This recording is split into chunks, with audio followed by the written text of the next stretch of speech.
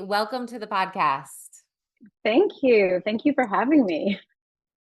So, I would love to get into your acting career and all that, but I first want to start with a topic we started talking about. You're in DC right now, testifying before Congress about fertility, and I would love to hear about what made you passionate about that, and why you're taking time off and away, to talk to some old white men. Exactly. Oh, I mean, our whole focus at the moment is just to inform. I'm with an organization called FACT, and we're here just trying to get the real facts so that they know. I mean, I'm sure as you've heard in the news, there are some that have no idea what this is, yet they are still saying no, or they refuse to pass bills. So we are trying hard not to push our agenda, but Yeah. we're also showing them from the perspective of people. I went through numerous years of IVF, and two of the other panelists also went through IVF for different reasons. Like, one is she's a doctor, and she waited a long time. Another one is in the military. I told them, I said, you guys kind of screwed up. I said we should have had a man on the panel, because IVF is not for women. Infertility is not just a woman's problem. It's actually 50-50. No, But I men know. just don't. Yeah, Yeah. my friend went through all this fertility stuff for 3 years, and at the end of the day, it was actually the husband. The doctor was like, "Your sperm swim sideways. Okay, you're never Oh going to my get your wife pregnant. They don't know how to go up; they go to the sides." God. They go So they that had to way. do IVF, and she was like, "You made me feel terrible for 3 years about my lifestyle, and it wasn't me, bitch." Yeah. For so long, I was doing that to I kept on going to the doctor. I'm like, listen, I kind of think it's my husband. I don't think it's me. Like, you have to do something. You got to give him tests. Like, we looked at him, his sperm they're swimming. They're great. He's got Olympic swimmers. I said, yeah, but maybe they don't function. He goes, I've been looking at sperm for years. He's got really good sperm. I'm like, all right, fine. It's my eggs. Oh my gosh. The way that I got pregnant was in a straight line. And it's so interesting because when I did get pregnant, I remember my publicist saying, oh, People Magazine want to talk about announce your pregnancy. And I had a moment where I'm like, I could either keep my journey to myself, or I could speak about it and possibly help people, or make other people come out about the reality of getting pregnant later on in life.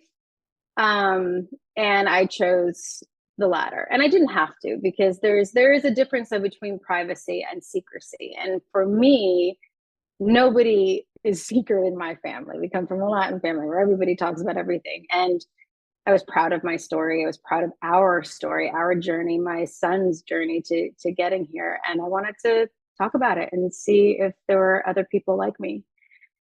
Um, so that being said, I'm in the business of acting, obviously, and it is very challenging to find that time. Like, when's the right time? And I kept on thinking, oh, it'll be when this show goes to second season, or it'll be when I get this show or this job. And it's such a fickle business. Things get canceled left, right, and center. And I got a show, and I was playing a pregnant woman, and I was like, oh, this is perfect. It's like my sign. I'm getting pregnant. I'm getting pregnant. And I thought, I'm Latin. It's going to happen like that. Like, the first time I actually do it, I'm going to get pregnant. And to be honest, I was 10 days late, which I'm never late. So my boobs felt, like they were getting bigger. And then I got my period. Yeah. And I was like, all right, well, that happened for about a year. And I never got pregnant. So a friend of my husband's, he was a doctor, and he said, just go to a fertility clinic and check it out. So we went, and I went not even thinking there was going to be an issue. But they did this thing, for those of your audience who's listening, they do an AMH test or blood test. It checks your levels, AMH, FSH, and other great hormone barometers to tell you like where you're really at. And for me, my levels were 0.54, and that means that my ovaries were acting like a 50-year-old woman when I was in my 30s. Wow. And that was a really hard blow. Really hard blow. I was shocked. One, I I didn't know what that meant, and the doctor said, "Well, you could get pregnant, but you really need to do IVF."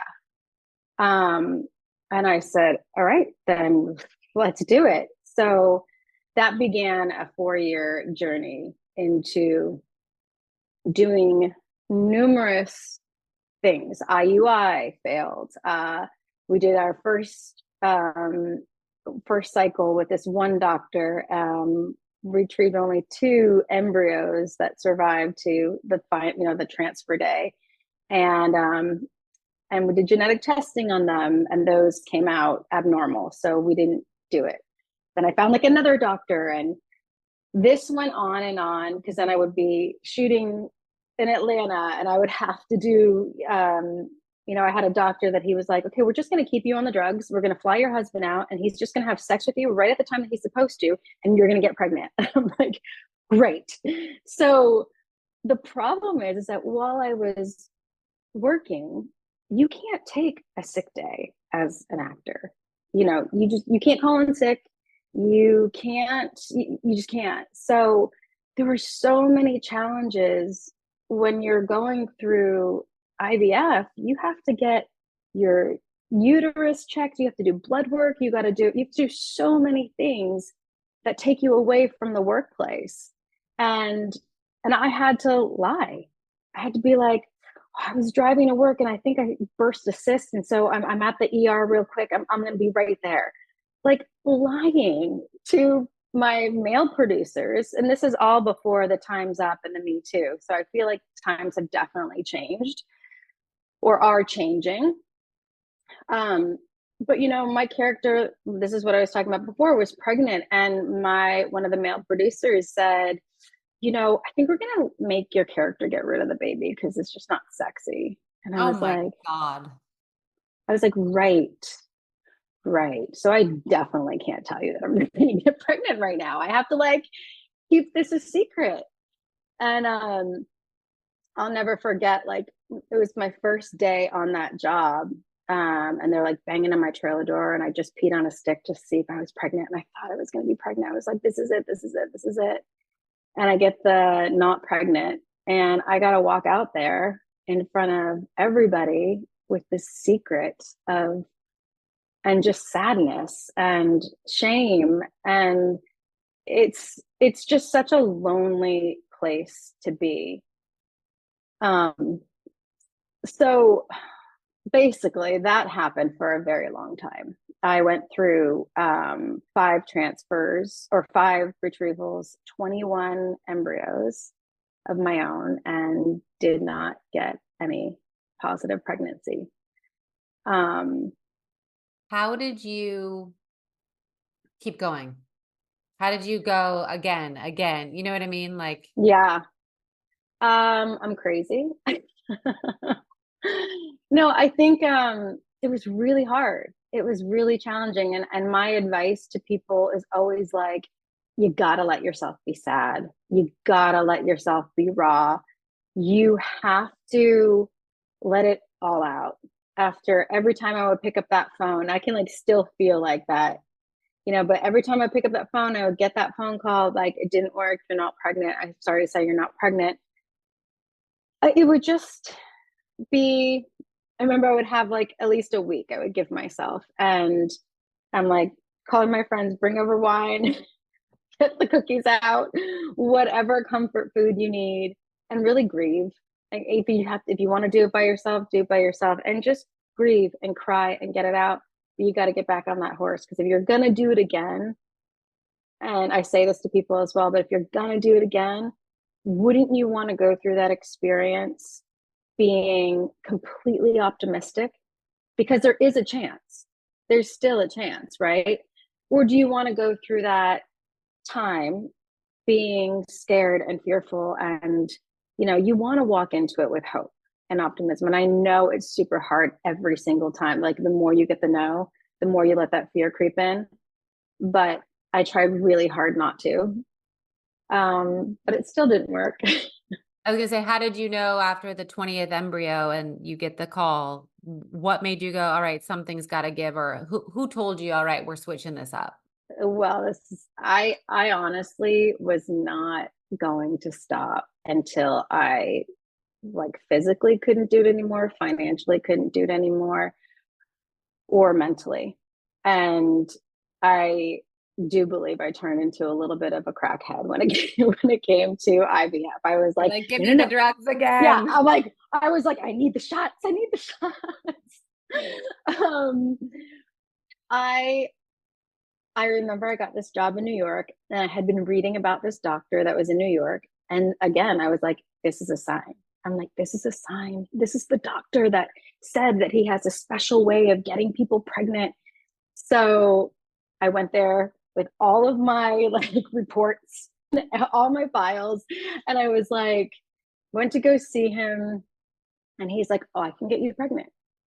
I can get you pregnant, definitely. And he's some, like, I don't know where he's from. He, has this big accent, and shouldn't have believed him, but I did. And he said, I'm going to put you on this 6-week regimen, and then we're going to start your cycle. And so they put me on this 6-week regimen, and I just, like, felt like everything was happening. And I was back in LA, and you have to get this thing called a baseline before you start your medication. So they need to see, like, where your levels are at, and they have to see how many follicles you have, meaning how many eggs. And I remember it was early in the morning, and this is so TMI, but I'm going to say it. I hadn't pooped, and the doctor was doing the thing, and he was like, "You have no follicles." And I was like, you know what? I think maybe I need to go to the bathroom first, and then you can find the follicles. And he's like, "No, you actually have no follicles."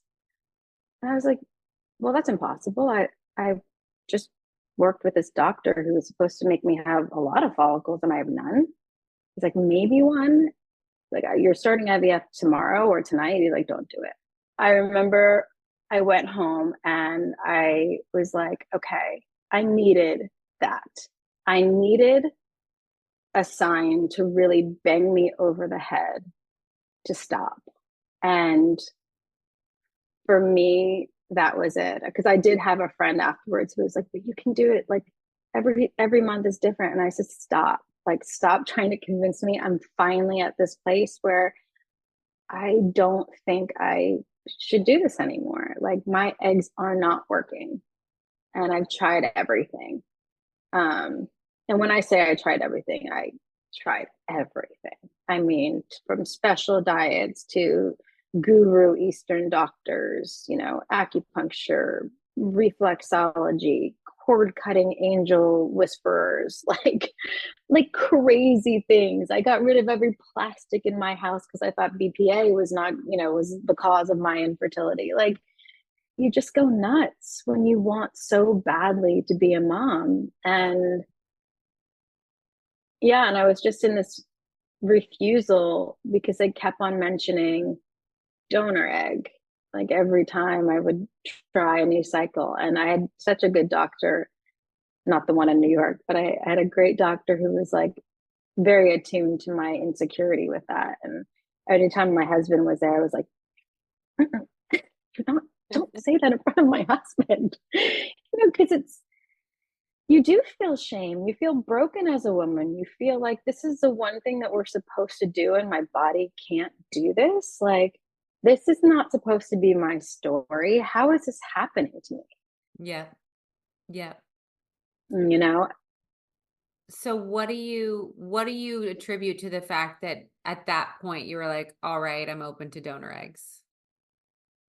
it was a long road for that. I mean, that decision, that I would be, I had to let it in slowly. I mean, there were times that I would secretly look on websites, and, it's like dating. It's like a dating app. Like, you're looking at images of women, and trying to pick which one you vibe with, which one you connect with, which one you're like, oh, she's hot, you know? So you're looking at adult women, not women as babies. Well, it depends. I mean, I went all over the world. So Okay. in different countries, it's babies. In some places, you're not allowed to see them as adults. You can only pick a baby picture. Some places like Spain, you can't see them at all. The doctor picks for you. Whoa. Yeah, I was like, no, thank you. Not gonna do that. And yeah, so it was a slow crawl. I like went through the stages of grief. You know, I was very attached to my genetics, and most people are, Yep. and some people aren't. Um, but for me, I grew up looking like my mom and having the idea, like every time I would fantasize about what my baby would look like, I envision, it's so egotistical saying this out loud, but I envision like a little me. And so to put that little girl to rest, really, because that's what they tell you to do, you know, write a letter to this little baby that you envisioned because it was so real for so many years. Yeah. And you have to say goodbye. That after I did that, and I went through therapy with my husband,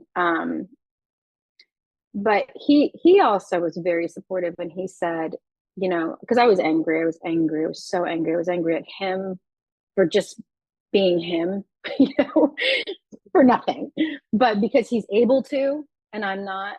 And out of both of us, I'm like, my genetics are so much better. Why yours? He would agree, so this is no secret. And and then at the same time, like, you know, why didn't we start sooner? He was younger than me. Like, I just hated him for a time. And I'm being so candid about this because I know there are people out there that are going through this who feel the same thing. And you have to express those things because you have to get them out of the way to get to the next place. Yeah. And at first I'm like, I want an even playing field. I'm like, if we're not going to use my genetics, we're not using yours. And he was like, damn, that is harsh. But I was like, nope, not going to happen.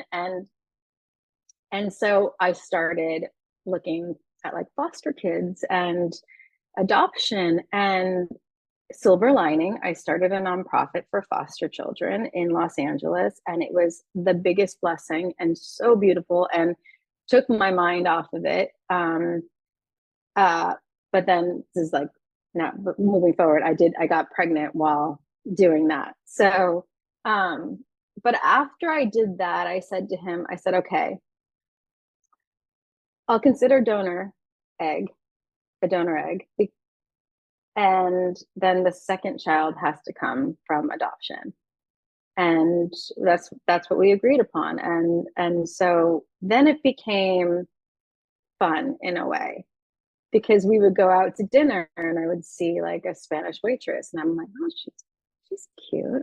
What do you think? Do you think we can offer her some money? And People are thinking you so guys are like eyeing her for a threesome and for a threesome, yeah, it just want becomes your like a egg. don't. Yeah, just want your eggs. Like, no, we don't want to have sex, we just No. want your eggs. Yeah, it was so interesting. It really was. Like, I loved Zumba at the time, and my Zumba teacher like brought me to his birthday party, and there was all these Latin women there, and I was like, wow, this is like donor heaven. Like, we are just um but it became fun. The biological clock stopped ticking for me. I could have wine again. You know, like all of these things were positives.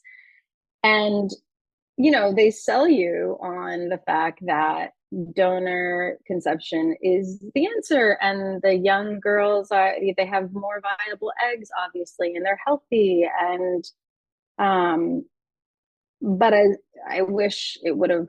I mean, I don't wish because I would have never had my son, but it was not an easy road. I mean, the first girl that we ended up choosing um, messed up on IVF because IVF is very specific. And So these are not eggs that are in a freezer. like sperm bank. These are like fresh off the boat, like they go and get them from the girl. Yeah. Wow. Like Okay. you can do either. I mean, there's like tons of options. Like you Yeah. can, it's actually more affordable to do it that way, to go to an egg bank. They have egg banks Yep. where you see the pictures and you get all the medical information. And Yep. um but it's really hard to find someone. I mean, I'm Cuban Puerto Rican and I really wanted Cuban Puerto Rican, and I couldn't find anybody. Wow. So there were some Latin women, but not, it wasn't the same. Right. And that was hard. So I ended up having to go outside the country. This is where I went somewhere else. But I found this donor agency in Guadalajara that had a lot of, I sound like a Wow. crazy person saying these out loud. Listen, you knew what you wanted and you went and got it. Like it's the same for your career. You know Oh, what I mean? It's like we treat it differently yeah. 'cause it's finding eggs, but you wanted what you wanted.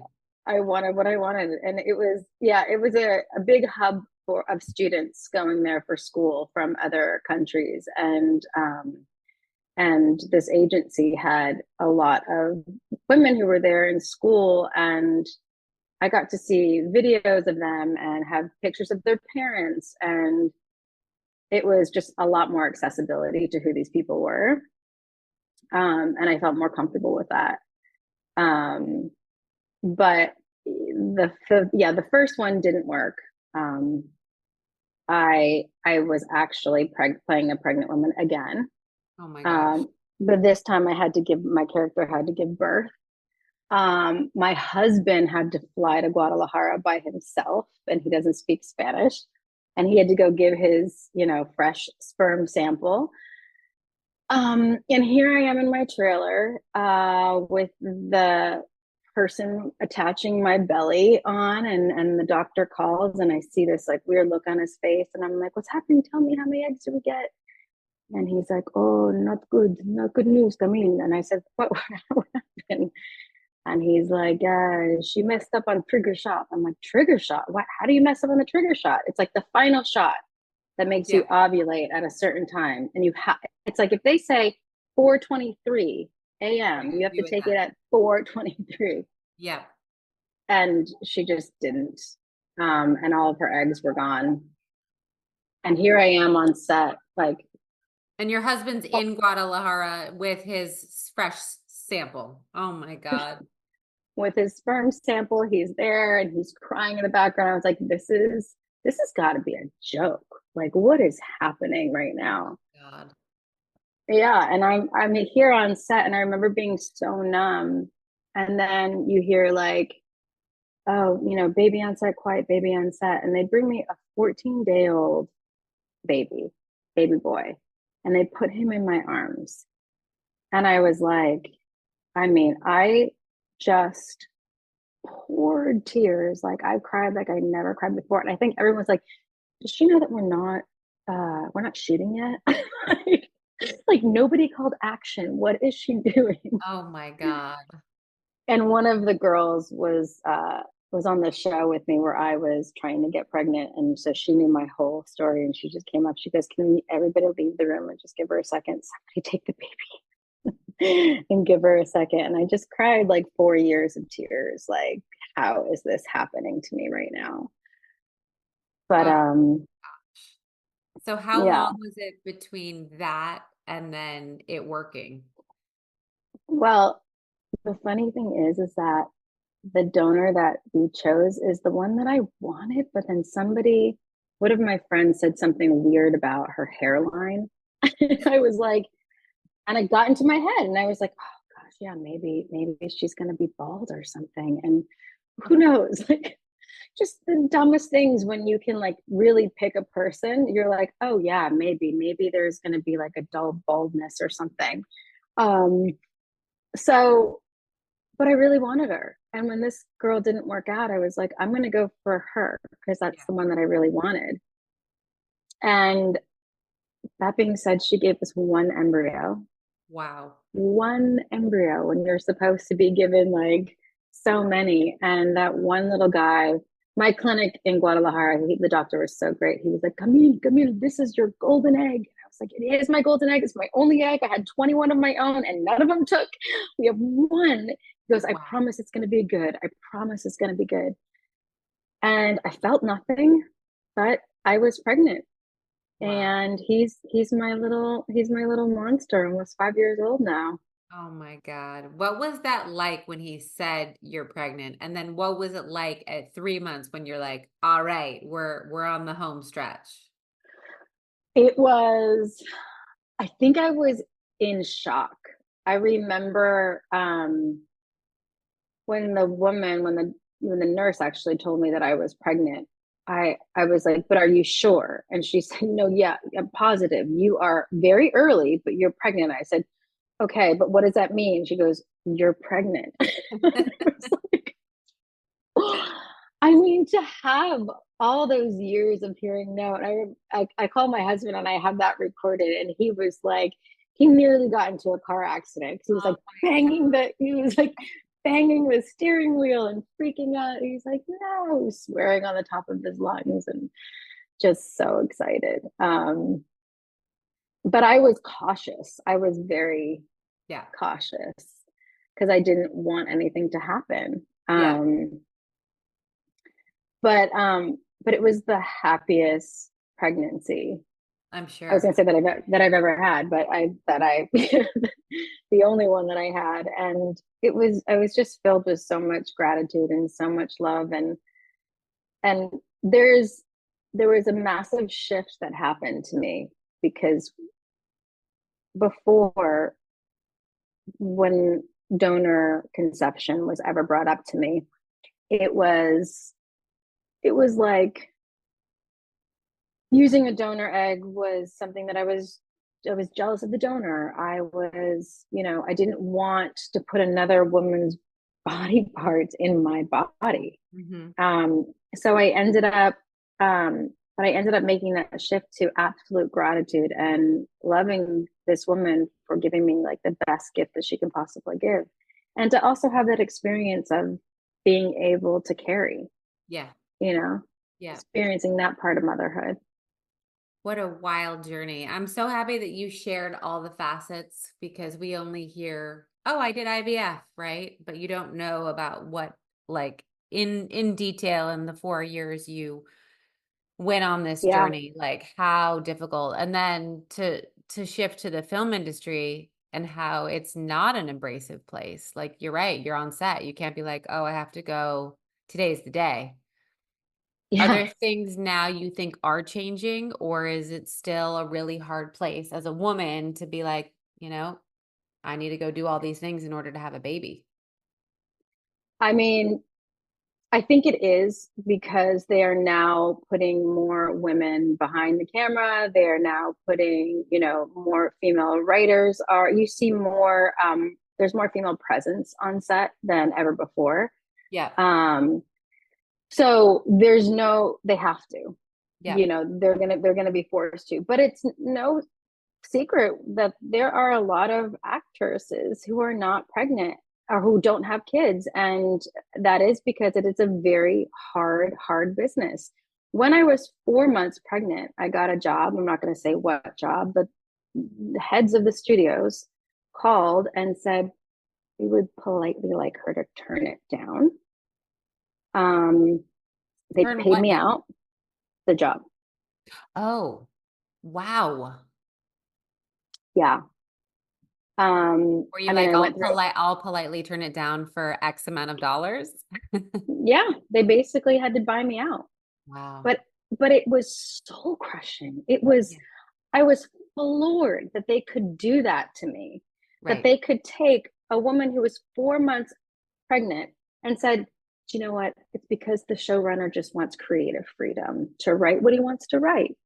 And I said, well, because they're like, well, will she be able to run at 8 months pregnant? I'm like, that's what a body double is for. Like, I mean, Yep. have them run. Get a Yep. little creative with how you're going to shoot me, but it's going to be fine. Yep. And yeah, I'm not allowed to say who or what, but yeah, that happens. Wow. And that didn't just happen to me. I'm sure it's happened to numerous people.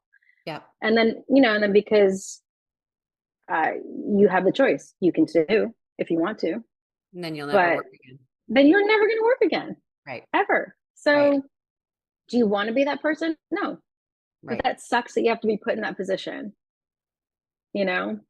What a, we hear complaints over in corporate America all the time, but this is a whole other level of complexity that I feel like people just don't understand or know or have heard. Right. Right.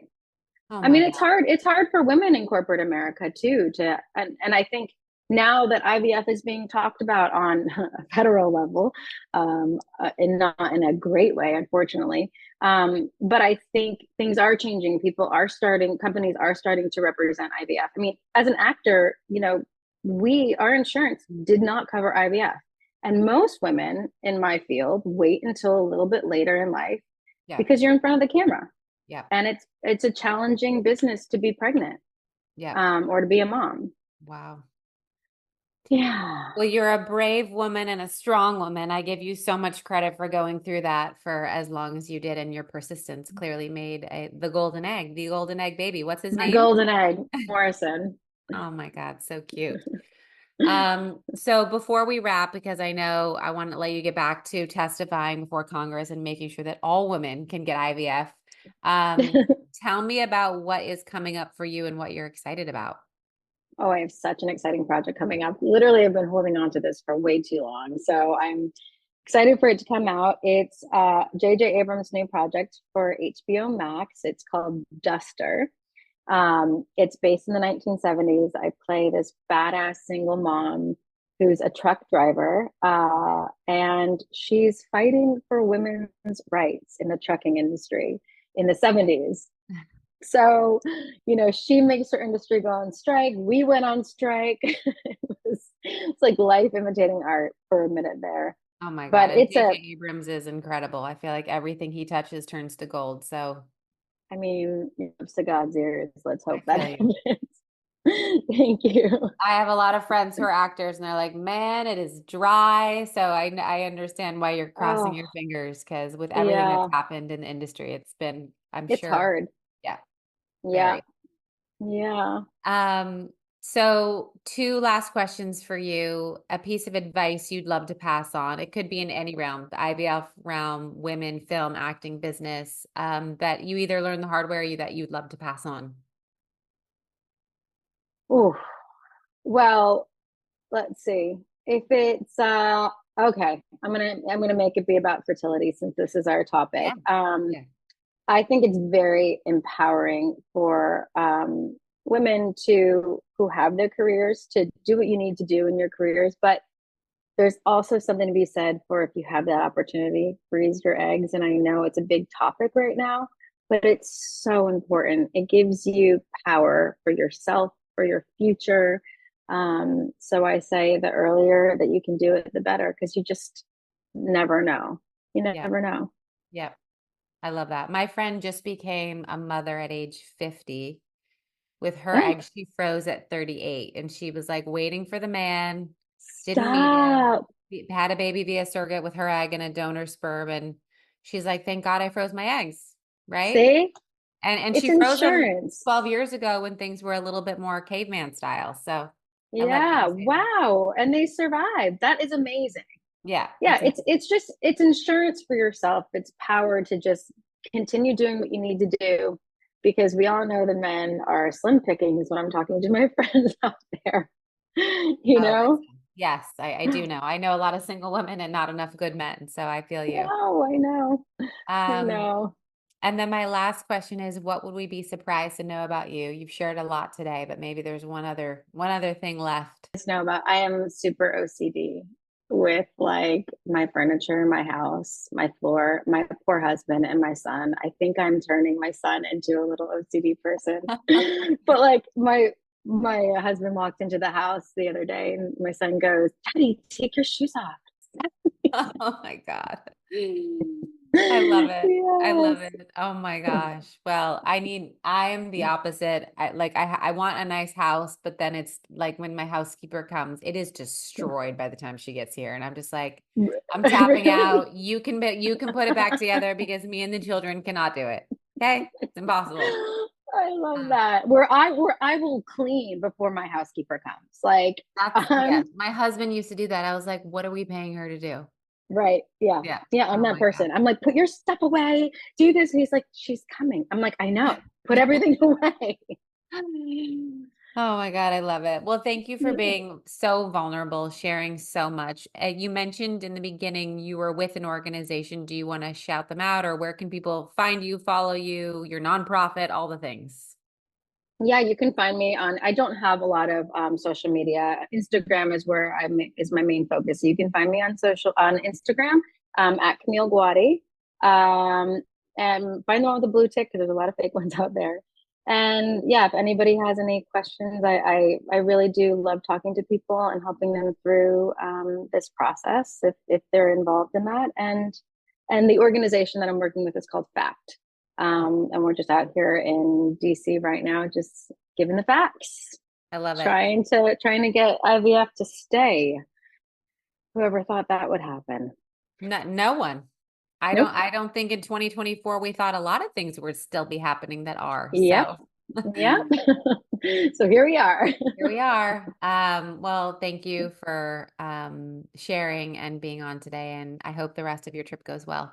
Thank you. It was so great to meet you, by the way. Thank You you so much for too. having me. Yeah, of course. Okay. Bye. All right. Bye.